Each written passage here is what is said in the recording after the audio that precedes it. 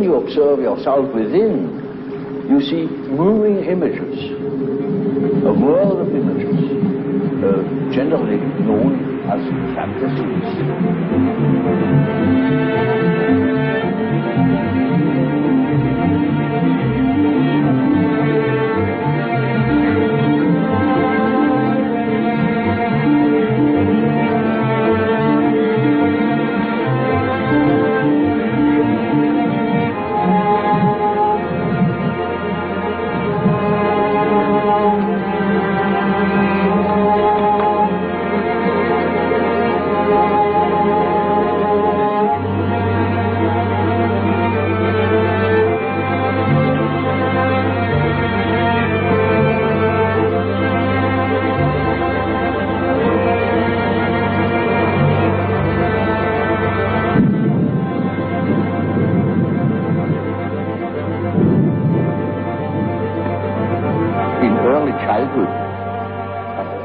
A character is already there. You see, the child is not born tabula rasa, as one assumes.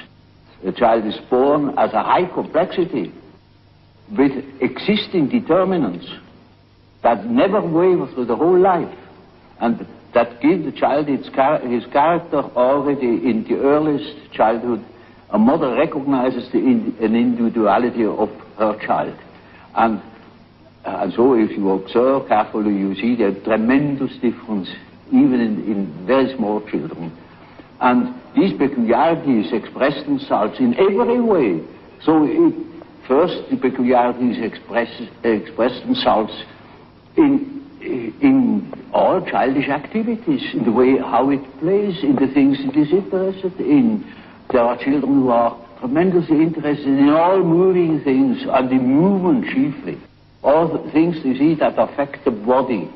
And so they are interested in what the eyes do, what the ears do, how far you can bore into the nose with your finger, you know.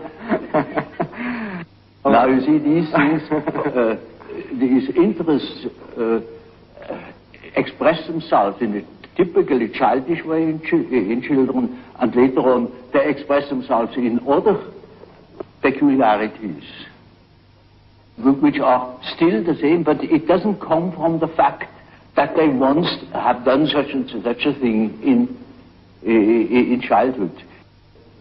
It is the character that is doing it. There is a definite inherited complexity. You see, we are born into a pattern. We are a pattern. We are a structure that is pre-established through the genes. It is a biological order of our mental functioning. As for instance, our biological or physiological function follows a pattern. Or the behavior of any bird or insect follows a pattern, and that is the same with us. Man has a certain pattern that makes him specifically human, and no man is born without it. We are only deeply unconscious of these facts because we live all by our senses and outside of ourselves. If a man could look into it himself, he would discover it. And when a man discovers it, in our days, he thinks he's crazy. And he may be crazy.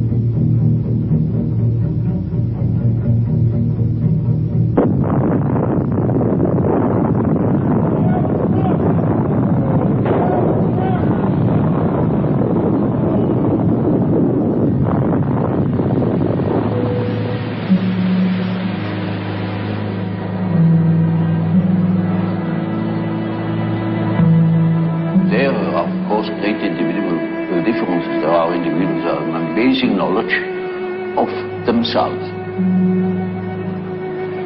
of the things that go on in themselves.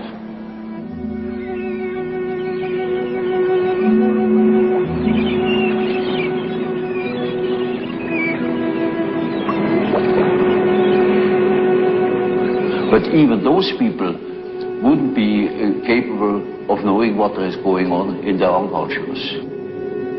For instance, they are not conscious of the fact that while they live a conscious life, all the time a myth is played in the unconscious. A myth that extends over centuries. Namely, archetypal ideas, a stream of archetypal ideas that goes on through one individual, through the centuries. You see, it is like a continuous stream, and that comes then to the daylight in the great movements. Say, in political movements or in spiritual movements. For instance, in the time before Reformation, people dreamt of the great change. And that's the reason why such great transformations could be predicted. If somebody has been clever enough to see what there is going on in people's mind, in the unconscious mind, would be able to predict it. For instance, I have predicted the Nazi rising in Germany through the observation of my German patients. They had dreams in which the whole thing was anticipated. And with considerable detail in the years before Hitler came, in the beginning of the, well, I could say the year 1919, I was sure that something was threatening in Germany, something very big and very catastrophic, and I only knew it through the observation of the unconscious. When you observe the world, you see people, you see houses, you see the sky, you see tangible objects. But when you observe yourself within, you see moving images, a world of images, generally known as fantasies. Yet these fantasies are facts. You see, it is a fact that a man has such and such a fantasy. And it is such a tangible fact, for instance, that when a man has a certain fantasy, another man may lose his life. Or a bridge is built. These houses were all fantasies. Everything you do here, all of the houses, everything was fantasy to begin with. And fantasy has a proper reality. That is not to be forgotten. Fantasy is not nothing. It is, of course, not a tangible object. But it is a fact, nevertheless. It is, say, a form of energy, despite the fact we can't measure it.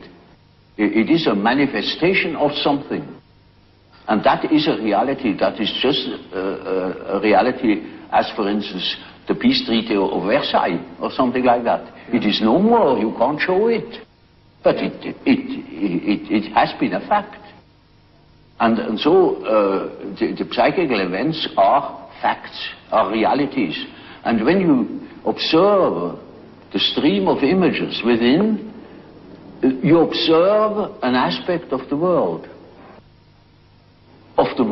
within.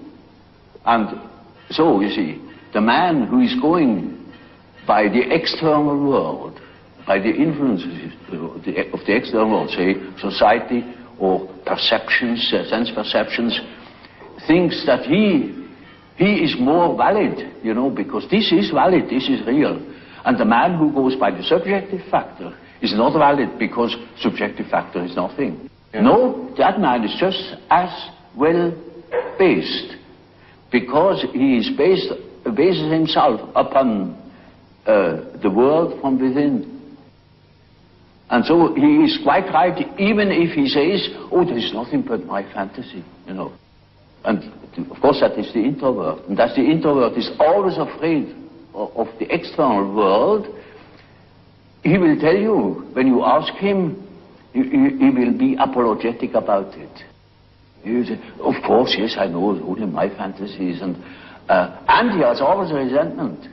And as the world in general, particularly America, is extroverted like hell, the introvert has no place. Because he doesn't know that he beholds the world from within. And that gives him dignity, and that gives him certainty, because it is, nowadays particularly, the world hangs on a thin thread, and that is the psyche of man. Assume that certain fellows in Moscow lose their nerve or their common sense for a bit, and the whole world is in fire and flames. You see? It is, nowadays we are not threatened by elementary catastrophes. There is no such thing as an H-bomb. That is all man's doing. We are the great danger. The psyche is the great danger. What if something goes wrong with the psyche? You see? And so you see, it is demonstrated to us in our days what the power of the psyche is of man, how important it is to know something about it, but we know nothing about it.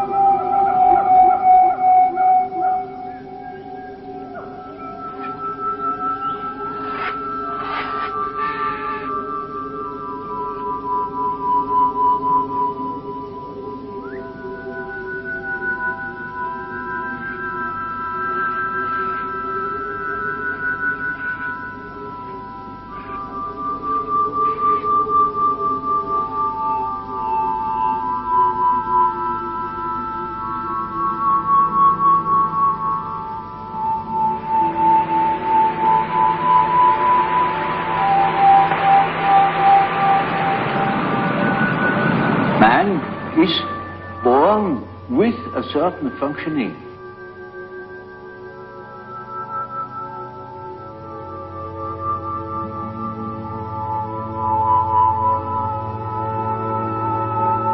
A certain way of functioning, a certain pattern of behavior.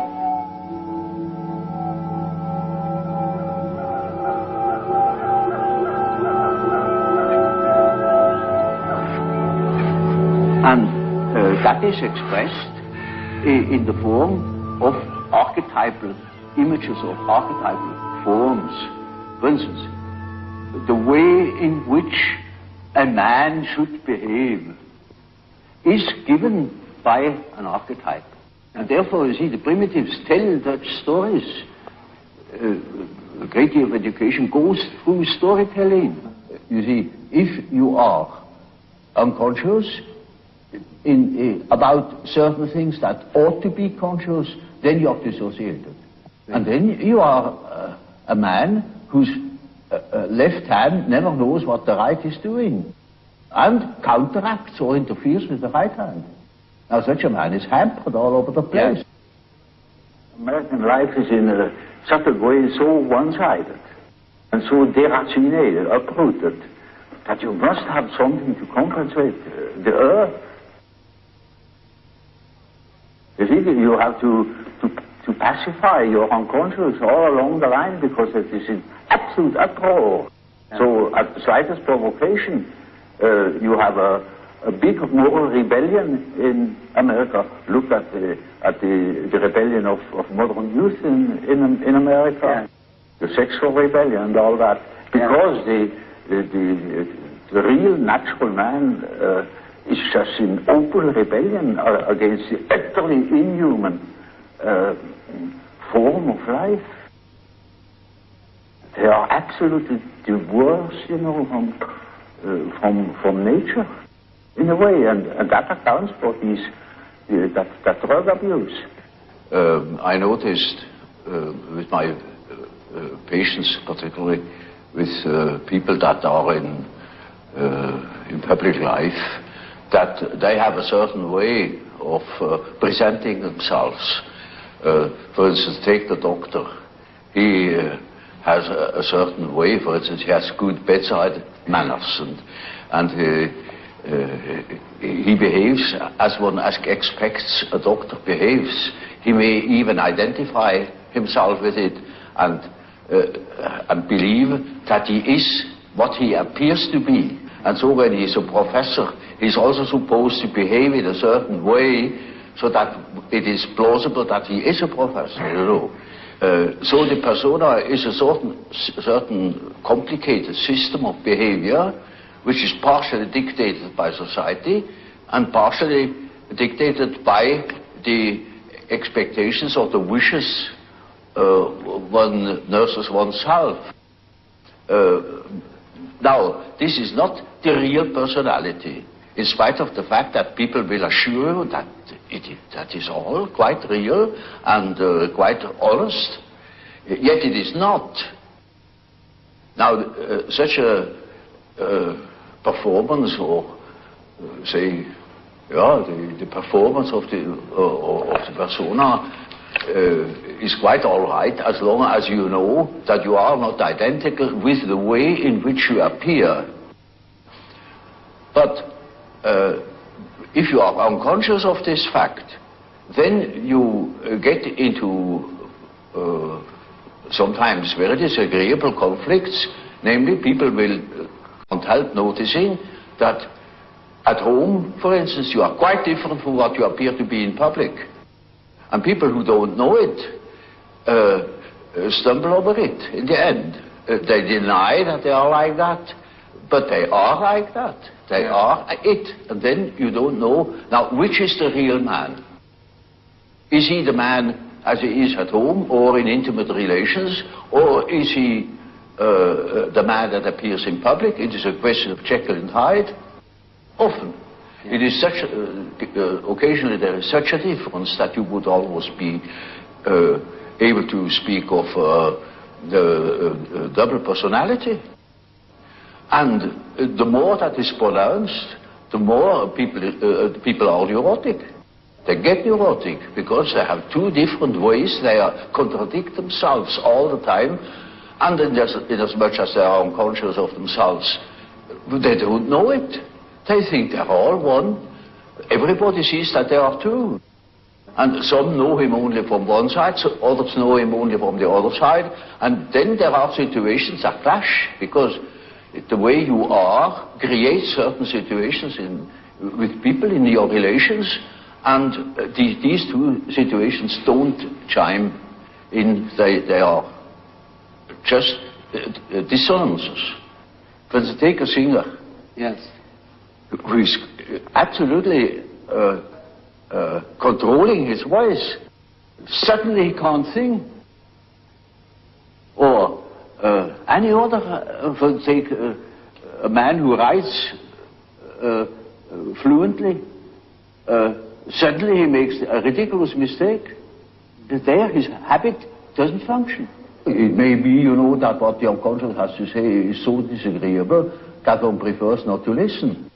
And in most cases, people would be probably less neurotic if they could admit the things. These things are always a bit difficult or disagreeable or inconvenient or something of the sort. So there is always a certain amount of repression. When in treatment, for instance, in the treatment of neurosis, you have to do with that personal unconscious for quite a while. And then only dreams come that show that the collective unconscious is touched upon. Yes. Now, as long as there is material for personal nature, you have to deal with the personal unconscious. But when you get to say, to a question, to a problem, which is no more merely personal, but also collective. You get collective dreams.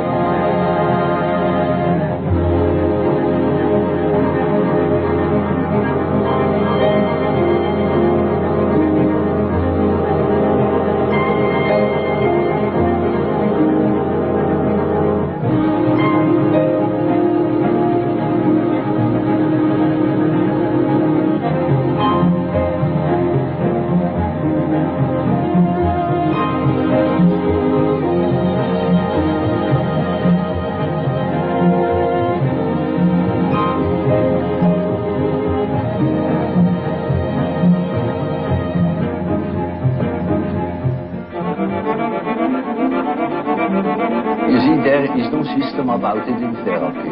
In therapy, you treat the patient as he is in the present moment, irrespective of causes and such things. That is all more or less theoretical.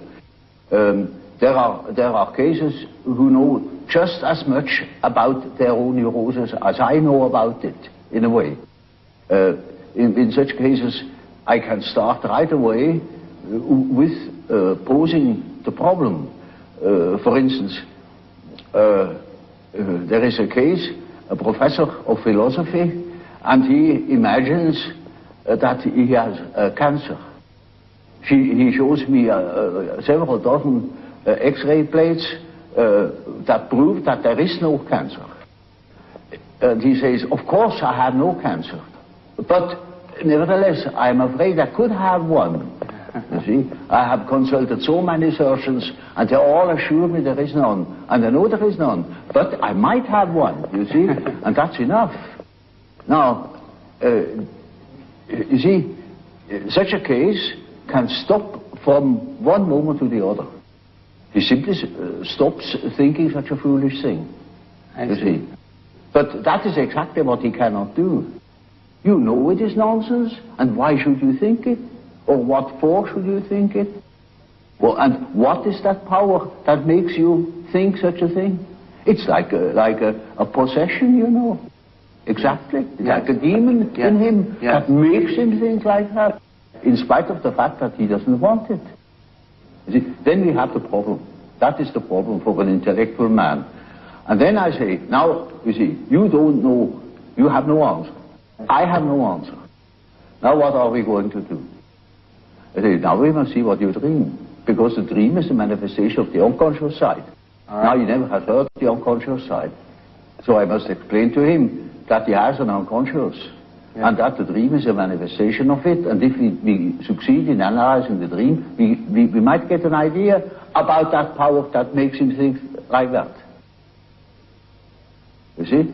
In such a case, one can begin right away with the analysis of dreams. And in all cases that are a bit serious, mind you, this is not a simple case, this is a very serious and difficult case, in spite of the simplicity of the phenomenology, of the symptomatology. In all cases, after the preliminaries, as it were, history of the family, the medical anamnesis, etc., we come to that question. What is it in your unconscious that makes you wrong, that hinders you to think normally? And then we are there where we can begin with the observation of the unconscious. And then, day by day, one goes on by the data the unconscious produces. You see, we discuss the dream, and that gives a new surface to the whole problem. And he will have another dream, and the next dream gives again an answer, because the unconscious is in a compensatory relation to consciousness. And after a while, we get the full picture. And if he has the full picture and has the necessary moral stamina, well, then he can be cured. But in the end, it is a moral question whether a man applies what he had learned or not.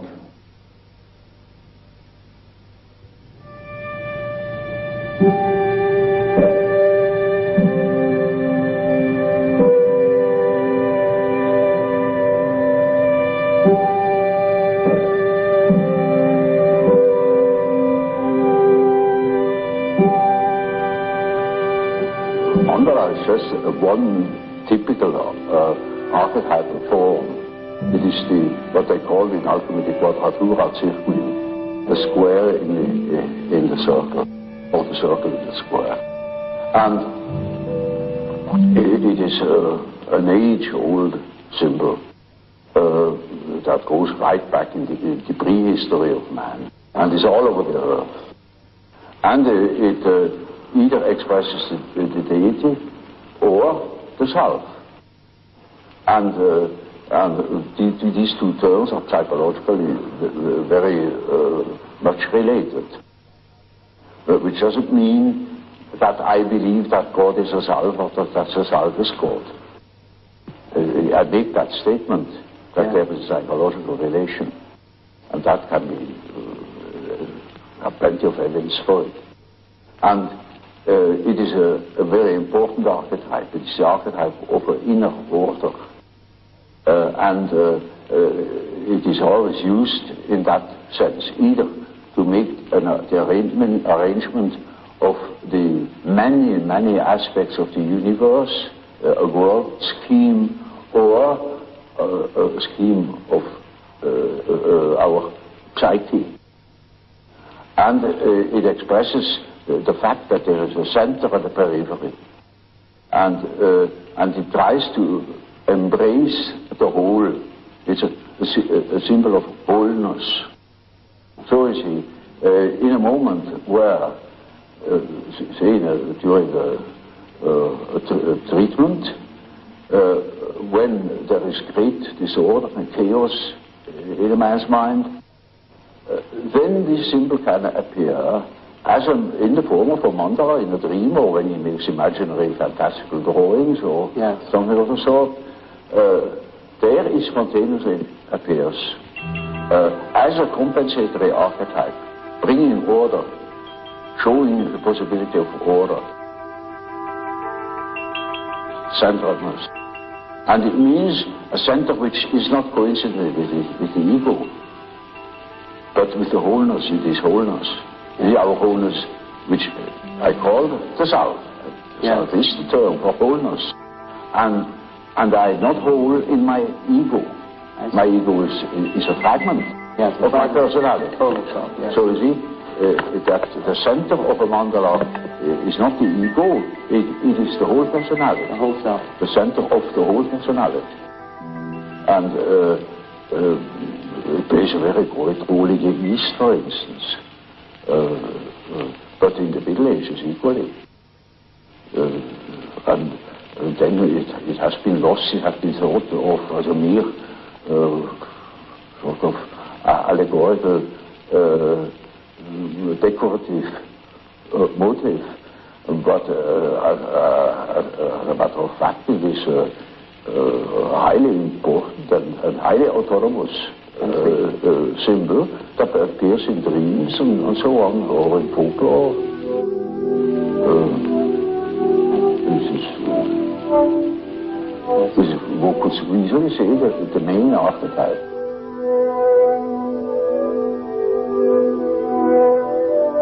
I had a case that was an intelligent young woman. She was a student of philosophy, very good mind, where one could expect easily that she would see that I am not the parental authority. But she was utterly unable to get out of this delusion. And in such a case, one always has recourse to the dreams. It is just as if one would ask the unconscious, now what do you say to such a condition?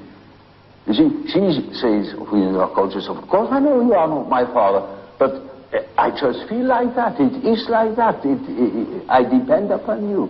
And I say, now we will see what the unconscious says. Now the unconscious produces dreams in which I really assumed a very curious role. You know, she was the little infant, she was sitting on my knees, I held her in my arms, I was a very tender father to the little girl, you know. And the last dream of that series was, I cannot tell you all the dreams, was that it was out in nature. I stood in a field of wheat, an enormous field of wheat that was ripe for harvest. And I was a child. And I held her in my arm like a baby. And the wind was blowing over that field of wheat. Now you know, when the wind is blowing over wheat field, these waves in the wheat field. Yes. And with these waves, I swayed like that, putting her as if it were to sleep, you know. And she felt as being in the arms of the Godhead. And I thought, now the harvest is ripe, and I must tell her. And I told her, you see, what you want and what you project into me, because you are not conscious of it, is you have the idea of a deity. You don't possess. Therefore you see it in me. That clicked. Because, you know, she had a rather intense religious education. Of course, it all vanished later on. And something disappeared from her world. The world became merely personal. And that religious conception of the world was non-existent, apparently. And so she certainly became aware of an entirely heathenish image that comes fresh from the archetype. She had not the idea of a Christian God or of an Old Testament Yahweh. It was a heathenish God, you see, a God of nature, of vegetation. He was the wheat himself, he is the spirit of the wheat, the spirit of the wind. And she was in the arms of that Newman. No. Now, that is the living experience of an archetype.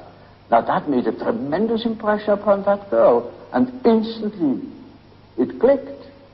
She saw what she really was missing, that missing value, that was in the form of a projection in myself and made myself indispensable to her. Yes. Now that is a luminous experience, you see.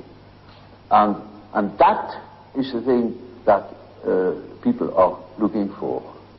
An archetypal experience that gives them an incorruptible value.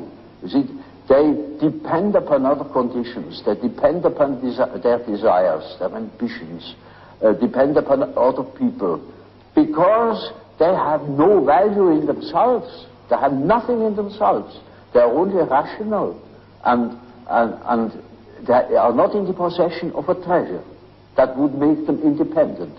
But when that girl can hold that experience, then she doesn't depend anymore. She cannot depend anymore, because that value is in herself. And that is a sort of liberation. And that is, of course, makes her complete, you know. Inasmuch as she can realize such a luminous experience, she is able to continue her path, her way, her individuation. The acorn can become an oak and not a donkey. Nature will take her course. She will become that which she is from the beginning.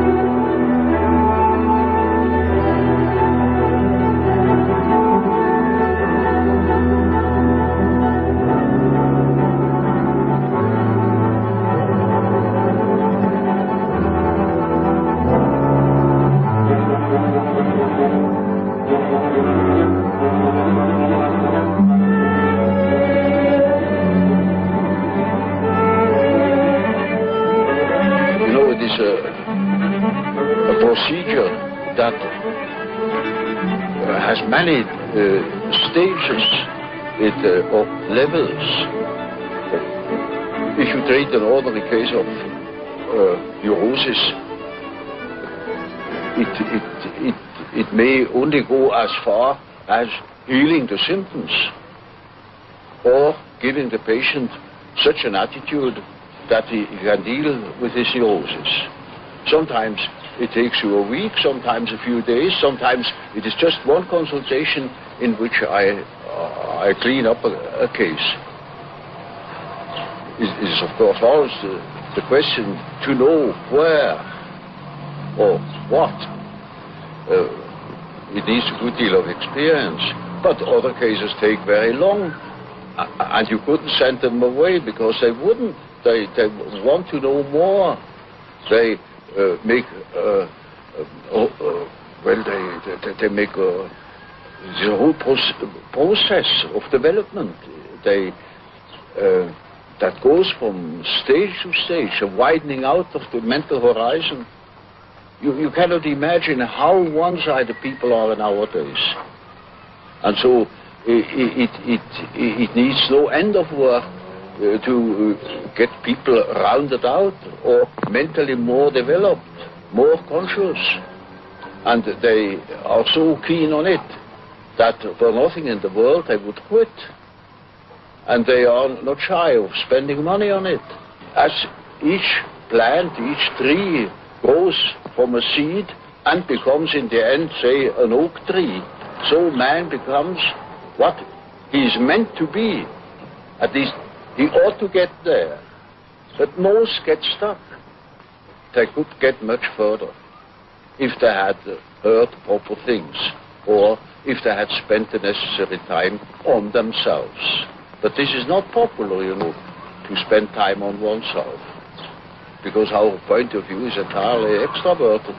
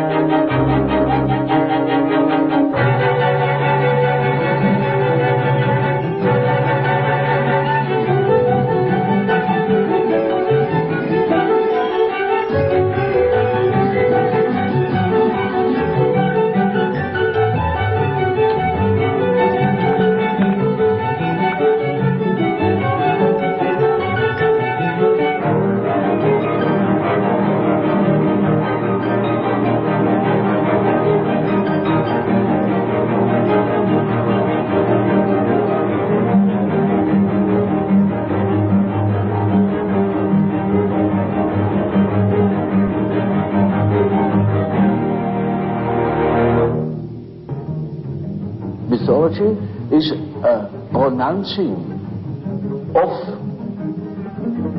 series of images that formulate the life of archetypes. And so the statements of every religion and of many poets and so on are statements about the inner mythological process, which is a necessity, because man is not complete if he is not conscious of that aspect of things. So, you see, a man is not complete when he lives in a world of statistical truth. He must live in a world of his biological truth. That is his biological truth. That is not merely statistics. Yet our natural science makes everything to an average, reduces everything to an average, and of course all the individual qualities are wiped out. That of course is most unbecoming, it is unhygienic. It deprives people of their specific values, where they are individuals. It deprives them of the most important experiences of their life, where they experience their own value, maybe the creative background of their personality. And we think we are able to be born today and to live in no myth, without history. That is a disease. That's absolutely abnormal, because man is not born every day.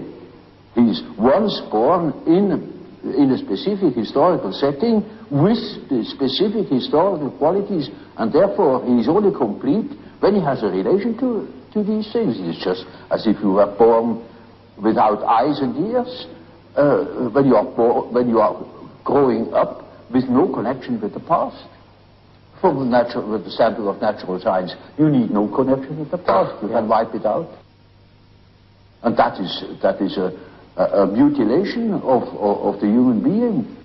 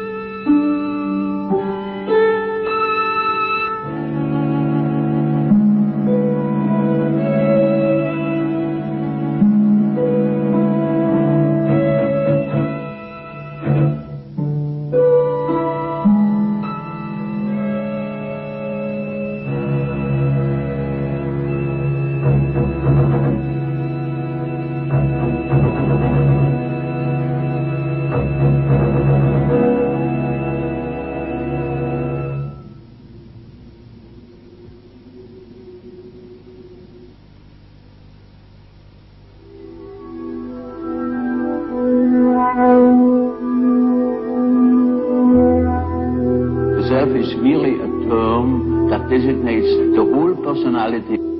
The whole personality of man is indescribable. His consciousness can be described. His unconscious cannot be described, because the unconscious, as I must repeat myself, is always unconscious. And it is really unconscious. It really does not know it.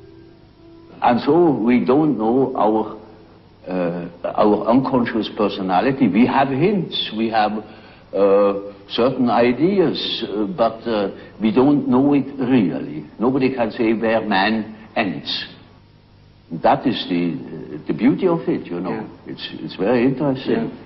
Yeah. The unconscious of man can reach God knows where. There we are going to make discoveries.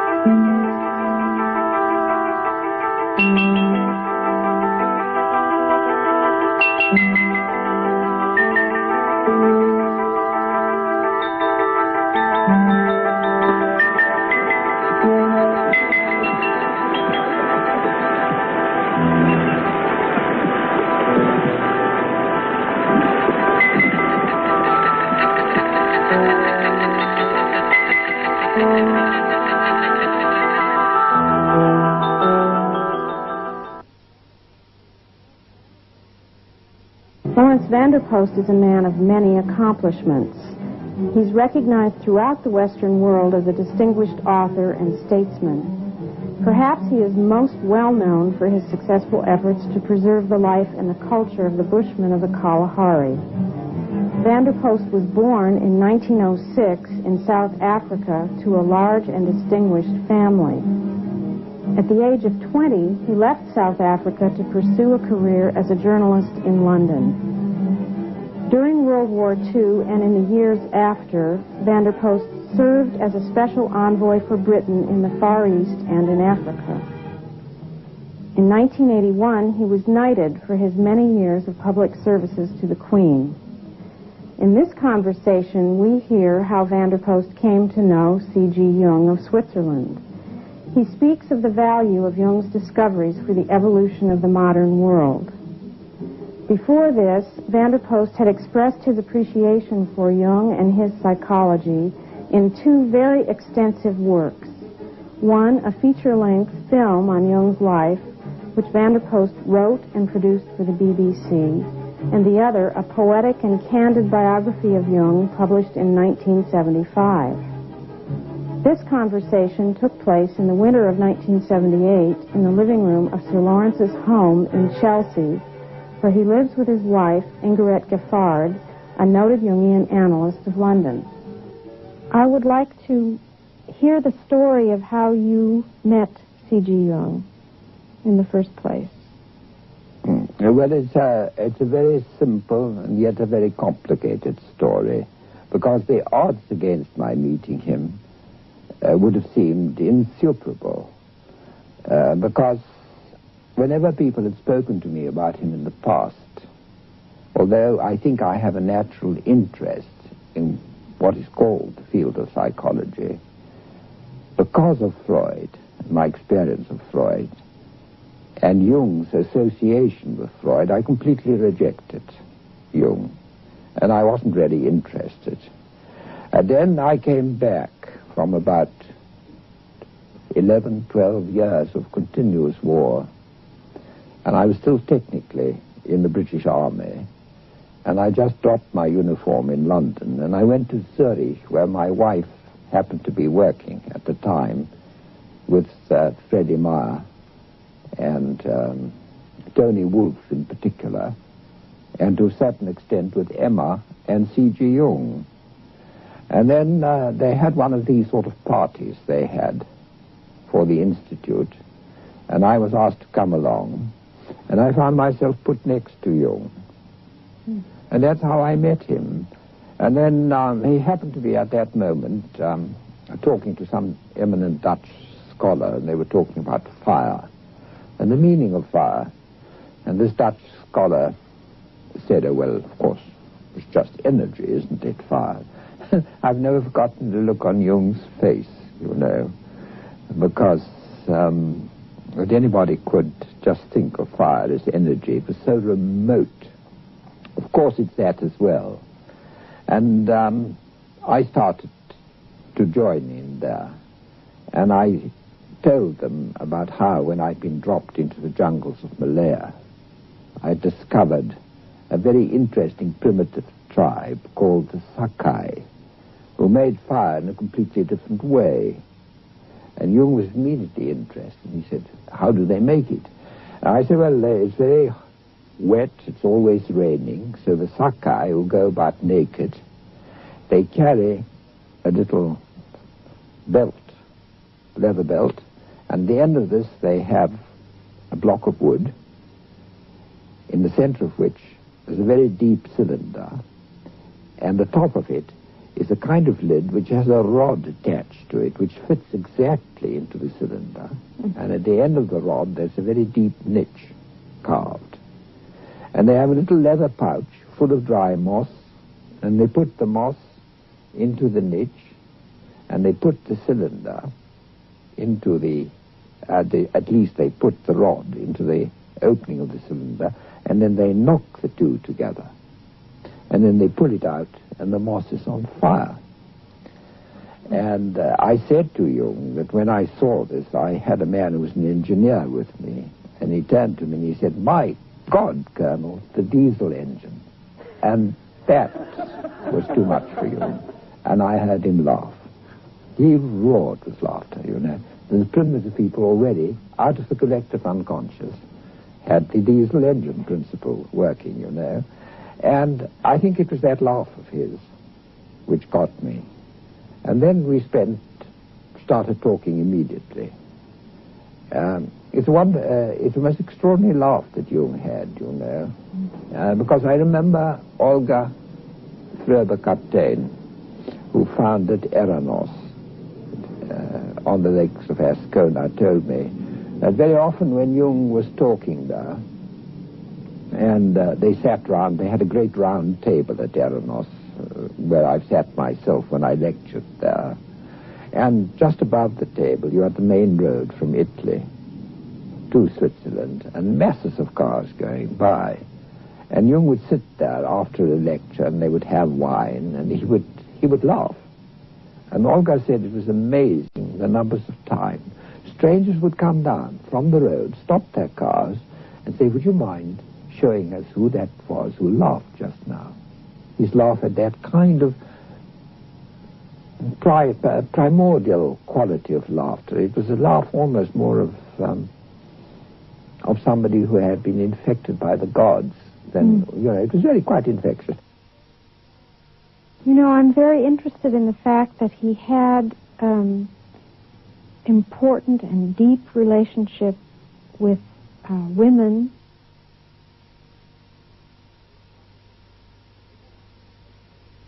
It's one of the most important things, my dear, in Jung. One must never think about Jung without remembering his love of and for women, his love of the feminine in man, as well as for the feminine in women, and the service he performed for women, and the enormous service which women performed for him.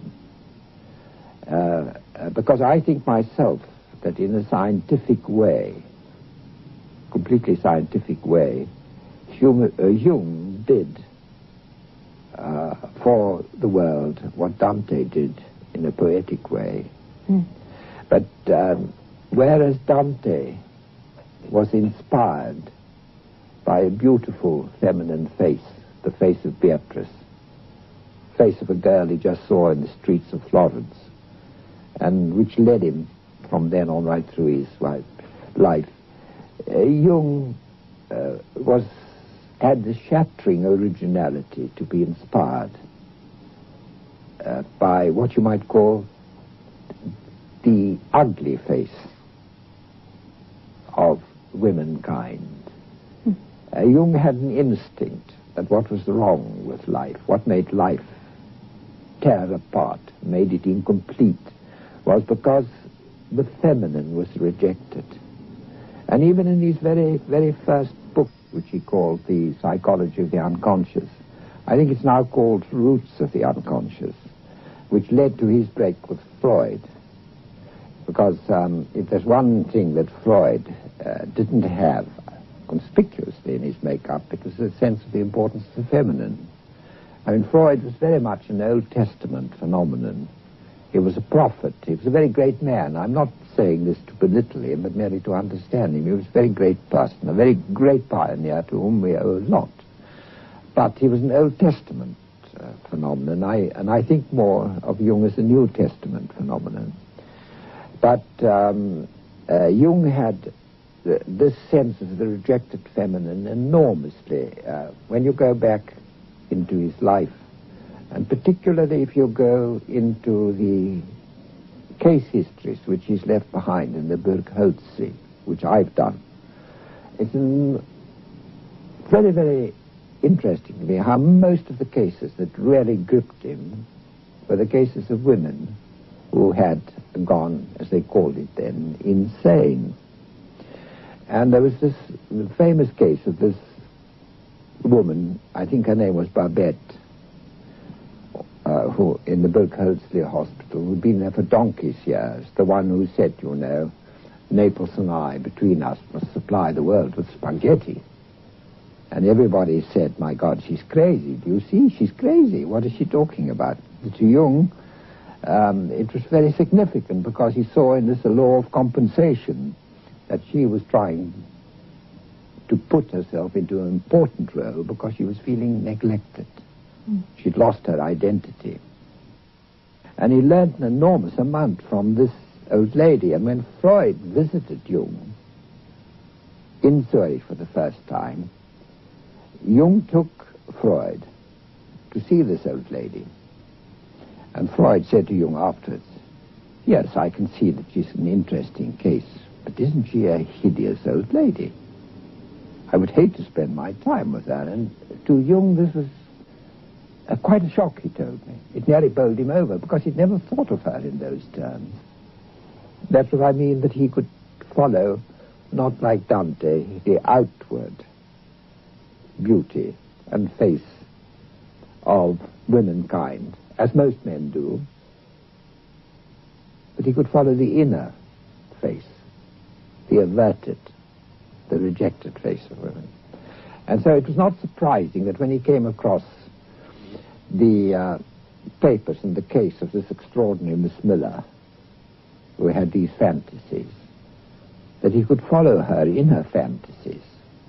And that was his first feminine guide, was a deranged feminine spirit, driven insane, driven mad by a world of men, rejected by a masculine-dominated world. Now, Jung worked in this rejected feminine world of the unconscious for years. People came to him. He was particularly successful with women patients.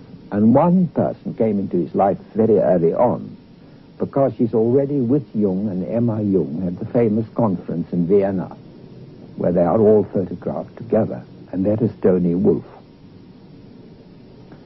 Now, Tony Wolff, whatever the diagnosis was, it was a very serious diagnosis. A lot of people who knew her said that they despaired of her ever recovering from whatever her psychological disturbance was. I think one must accept that it was profound enough to fit the rare, exceptional spirit that she was, because in a sense, the rarer, the more exceptional the spirit, the deeper the psychological suffering.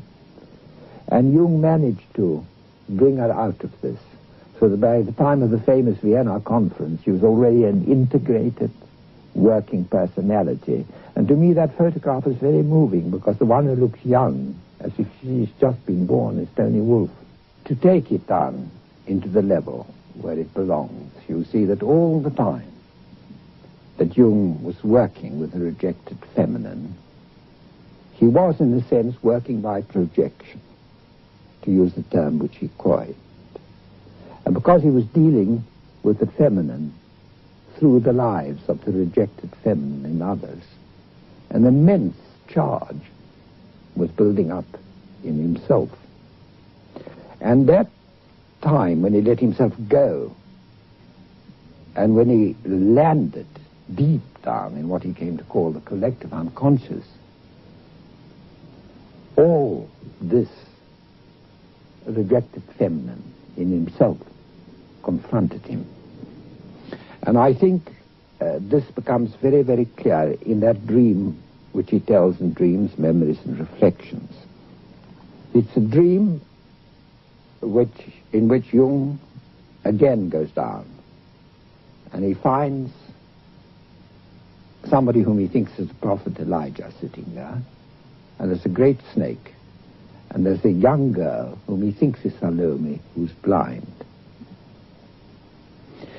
And Jung, in Dreams, Memories, and Reflections, to my amazement, Jung deals in such detail with all his other dreams.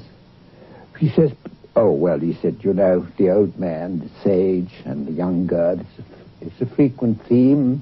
You find it in Lao Tse, and you find it in myths and legends, and that's all there is about it. Well, that wasn't what all there is about it. I think this is the moment of Jung's greatest psychological peril. He's confronted with the fact that like the whole of mankind, he himself, that his anima, his soul, in this aspect is blind. What happens in this period? This is the time when Tony Wolfe took over. This is the time. Tony Wolfe was not blind. She'd been in this world before. She was the only one who knew it. And she took over from Salome. And she conducted in this unfamiliar, terrifying underground of the collective unconscious. She was Jung's guide, to such an extent that she lived with him. And she took over the whole of the burden. And of course the tensions caused by that in Zurich and in the family must have been tremendous. But it was done quite openly, lived out quite openly. And I don't think that if it had not been for Tony Wolfe, that Jung really could have survived and could have done the work on the collective unconscious in the manner that he did it, that we all owe it. This is a debt that we owe Tony Wolfe, and the only way to repay it to somebody who's dead is to talk about it and to give it decent recognition.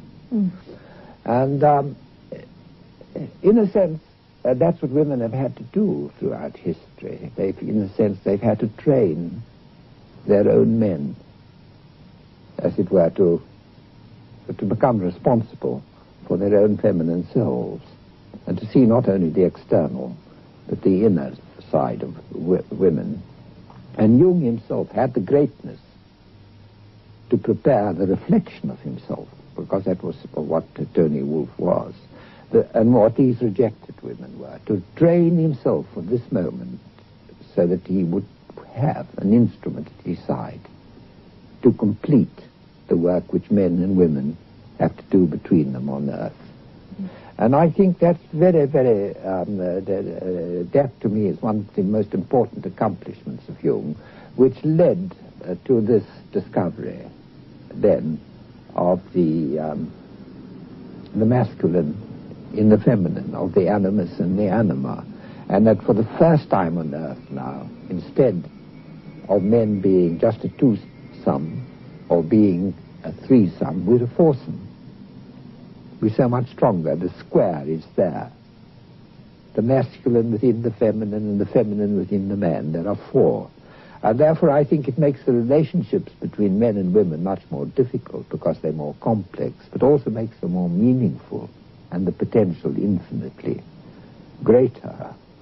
And to me, perhaps one of the most moving things of all is that Mrs. Jung, Emma Jung, said to a close friend of mine just before she died that she had never ceased to be grateful in her life for Tony Wolfe, because Tony Wolfe was able to do for her husband something that she could not have done. Jung wrote, "I cannot define for you what God is. I cannot tell you even that God is. But what I can say is that all my work has scientifically proved that the pattern of God exists in every man, and that this pattern has at its disposal the greatest transforming energies of which mankind is capable."